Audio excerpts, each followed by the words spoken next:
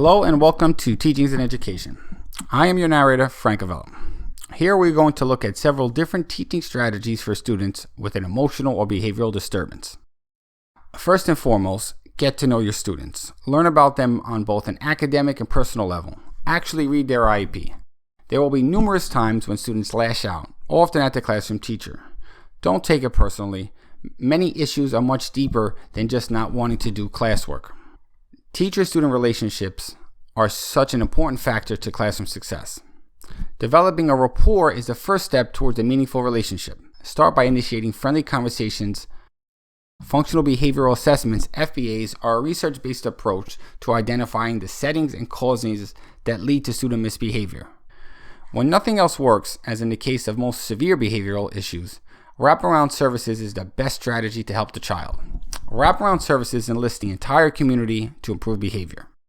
Students are quite perceptive, and they're able to see disingenuous praise. Praise must be authentic. In the classroom, conflict may be unavoidable, and that's okay. Conflict's going to happen, but the teacher must remain calm, never overreact.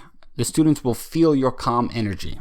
Clear rules, expectations, and procedures must be set in place. And this doesn't just go for students with behavioral issues, this goes for all students. And teachers must follow through with consequences when rules are broken. One of the best ways to help mitigate behavioral issues from emotional students is to keep them engaged. Teachers need to plan for engaging activity. I personally like hands-on activities to get them going.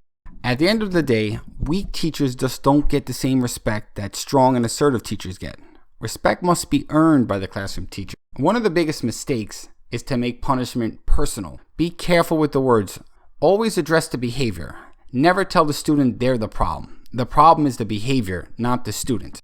A personalized learning model can make a real difference. The model builds an individualized environment around students optimized for their success. Positive behavior interventions and supports benefit emotional students. PBIS includes supports that are tiered using extrinsic motivators and intrinsic motivators.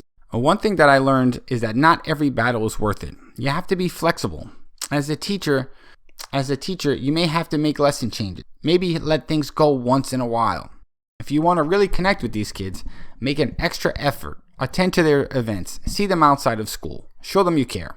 This leads to the next topic, which is to never give up on these children. Many teachers refuse to even work with emotional and behaviorally disturbed students. Great teachers don't give up. They don't turn their backs on them.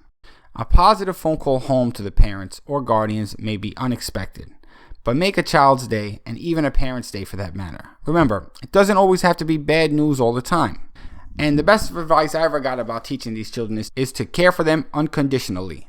Yes, behavior students may curse you out, threaten you, or do even worse. But deep down, they're just children, and they're looking for love. Anyway, right now, I want to say thank you for your time. Please check the description for links to resources for teaching EBD kids. And don't forget to like, subscribe, and share this video. Have a great day.